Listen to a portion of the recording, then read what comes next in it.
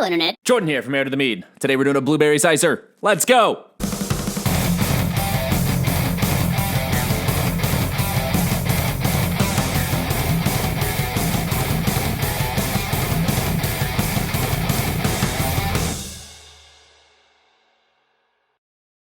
Okay, so the rhyme and reason behind this one is actually fairly simple. One of the only single berry bags available in the freezer aisle at my local bulk wholesaler is blueberries. So I can just pick them up locally and not have to order them online or anything like that. I also didn't want to do just blueberries, and the wholesaler also sells some apple juice that I really like, so that was my combination. I did a quick sanity check, tried to Google around a little bit to see if this is actually a thing, and I found several people on the Mead subreddit confirming that blueberry Cyser is in fact one of their favorite meads ever, so it's definitely a thing. I'm not insane. Let's do this. So the very first thing that I had to do was check the gravity on the apple juice, and it was right around 1050.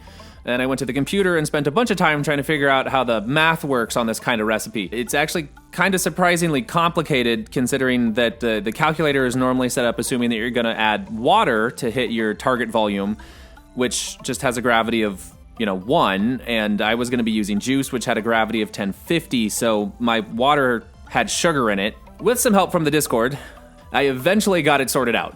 So, let's get over to the recipe.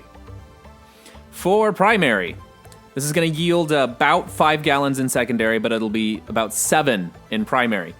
I used 21.63 0.63 pounds of clover honey. The odd decimal is just because I was getting down to the end of my bucket, and I had 0.63 pounds left in there. You can feel free to round that up a half pound or so either direction, and you'll still be making pretty much the same brew. 18 pounds of blueberries. Apple juice to the 7-gallon mark. Now, normally in a millimel, I would say, add your honey and fruit first, then add water to the 7-gallon mark. But since you're going to need to know how much apple juice to buy, I will tell you that I used actually exactly 3.25 gallons of apple juice. I ultimately decided not to add anything to secondary for this brew, but I will mention that it did really well in my bench trials with both oak and vanilla. So if you want to go off the marked trail on this one a little bit, add some complexity, get some extra flavors going in there, that is a great direction to start heading. For nutrients. Again, feel free to stick to your preferred calculator and schedule and whatever else, but here's what I used. 18.75 grams of GoFirm per the package instructions, 11.9 grams of Fermade O, 13.2 grams of Fermade K, and 17.3 grams of diammonium phosphate. I used the default schedule on the batch builder calculator, which I will link in the description below. It basically has 4 additions, 1 each for the first 3 days, and then the last one before the 1/3 sugar break or at 1 week. It depends on how fast your fermentation's going. Next, I had a couple extra powdery things that I used on this one. First was 4 teaspoons of pectic enzyme, which went in about an hour before pitch, and then 6 teaspoons of bentonite. This went in somewhere in the first few days of primary. The pectic enzyme went in per package instructions. The bentonite actually did not. The instructions on the packaging for that stuff say to mix it in with some water first and then pour it into your mead. I added it dry. I just dumped it straight in the middle of primary instead of secondary for that matter. But I also used a little bit more than was recommended. I was recently informed that you could do it this way, and the process of fermentation would kind of make sure that it gets mixed in really well, and it seemed to work fine. I find it so much easier to just dump a few teaspoons in rather than trying to dissolve it into water first, which never seems to work well for me, so I would highly recommend that if you're going to use bentonite. All right, now, on to the process. I started off by dumping all my blueberries into the brew bucket, which took a minute since there were half a dozen bags to open and empty out. Then I poured the honey in. Weighing out honey is usually a bit of a trick, and there's a bunch of ways to do it, but in this case, like I said, I was at the end of my bucket, so I was just trying to dump the entire thing in. I added a little bit of apple juice as the honey was draining in to make it easier to mix and stir as things went along. And then I took this opportunity to add in my pectic enzyme and mix that in as well. When I finally got down to the end of the honey bucket, I started pouring some apple juice in, capping it off, and shaking the ever-living heck out of it to try and rinse out every last drop of honey I could get, multiple times. And it actually cleaned the honey bucket out pretty well. With all the honey and berries added, I checked the level to confirm that my volume was more or less on target, and then added the rest of my apple juice, which luckily got me right up to that 7-gallon mark I expected to hit, which was quite a relief because it meant I did not completely screw up the math on this one. Next was a lot more mixing and then a temperature check on the must, which, since the blueberries were frozen, was still way too cold to pitch, so I popped the lid on and waited.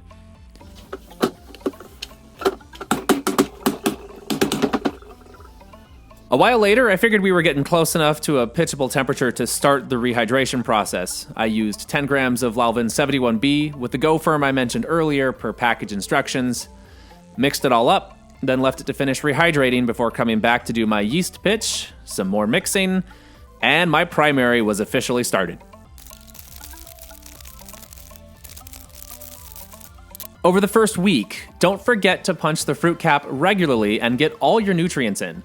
It's usually a good idea to degas a bit before you put your nutrients in, which for some reason I did not do on this particular edition, but I can kind of get away with that sometimes because I usually do my primary fermentations in a bucket. This is, however, risky, especially if you're doing it in the carboy, so degas first. Racking on this mead came a full 4 weeks later. Now, it should finish fermenting before 4 weeks, but I learned the importance of time spent on the fruit skins for tannin development with my Black Dragon's Blood brew, which I also did a video on. You should check that out if you haven't yet. So I made sure to give this one plenty of time. After the first week of punching the cap, leave the lid on to limit air exposure and make sure that the airlock always has a good fluid level. It scares me every time I get to this point and don't look at the brew or punch the fruit cap for 3 weeks straight, but I haven't had a mold issue yet. The last thing I did for racking was pour out and press the blueberries.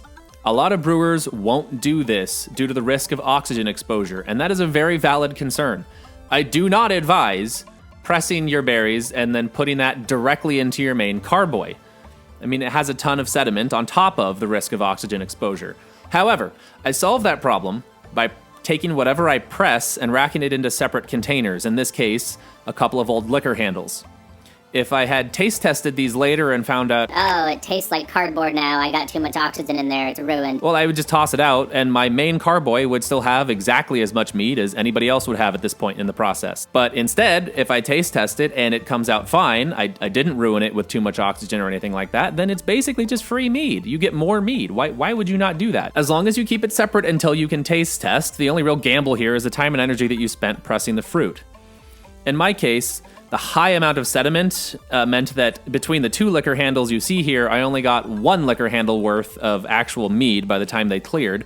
But that's still almost a half gallon of extra mead. And since I needed to do things like run bench trials, and I later filtered this mead after a couple months in secondary through my Buon Vino mini-jet thing, those are all lossy processes, and having excess, about a half gallon excess, meant that when all was said and done, I still had 5 gallons of mead. Again, don't press at the end of primary and rack straight in with the rest of your product. But if you have the containers around to keep it separate and you don't mind spending the time, I think it's super worth it to potentially have extra products to help you with headspace issues. So I would love to be able to give you a nice taste test on this one, but it's actually over 17% ABV. It's just kind of too young at this point. Even though it's getting to be a few months old, it's going to need more time to calm down. It's got a lot of young alcohol heat and some of the young apple flavors as well, I think. Sometimes those need a little bit more time to age. That said, I do want to say that I like where it is currently. I think I definitely get a lot of the Cyser in there with the apple and the honey combined. I get maybe not quite as much blueberry as I was hoping for, but the blueberry is definitely there. And the tannin development actually seems quite nice. I didn't end up tannin adjusting this at all. I just went ahead and bottled it as is. I'm confident enough that it's in a good spot. And once it's had, I don't know, we'll have to see, maybe about a year or so to calm down and kind of finish melding, I think I'll really like it. I'll be making an update video when I do a future testing to let you know for sure how it turned out, but I definitely like where this one's headed and I'm excited to see how it finishes. In any case, this has been Jordan with Air to the Mead. Thank you for joining me. Have a lovely rest of your life or however long until I see you again.